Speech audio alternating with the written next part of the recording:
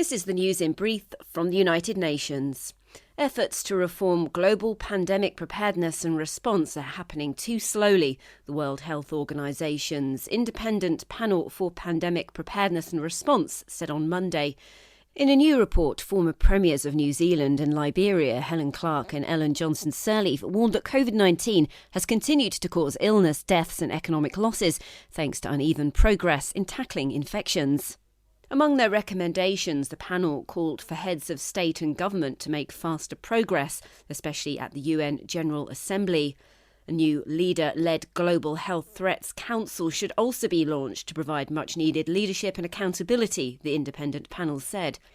Much of the groundwork for reforms has been done, it noted, adding that it was imperative to end this pandemic and prepare for the next global health threat.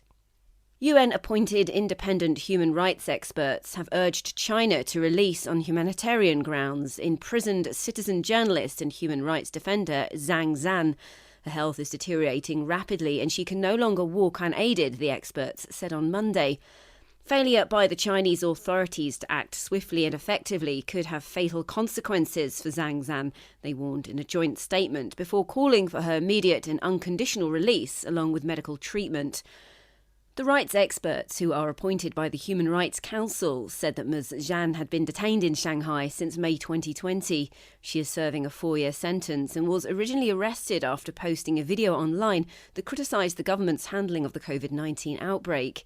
The arrest and detention of Zhang Zhan and a number of other citizen journalists reporting on the outbreak of COVID-19 in Wuhan, a matter of vital public interest, is deeply troubling, the experts said, noting that they are in contact with the authorities on the matter. Over the past decade, the Hungarian government's stranglehold of the media poses a threat to human rights during the upcoming elections, warned a UN-appointed independent rights expert. Following an official visit to the country, UN Special Rapporteur Irene Khan warned that authorities have reshaped the sector by funding pro-government media that ostracises critical voices. Ms. Khan called for the safeguarding of editorial freedom and access to diverse sources of information, while also expressing serious concerns at reports of hate speech, harassment or stigmatisation of journalists and human rights defenders who work with migrants, refugees and the LGBTI community. Katie Dartford, UN News.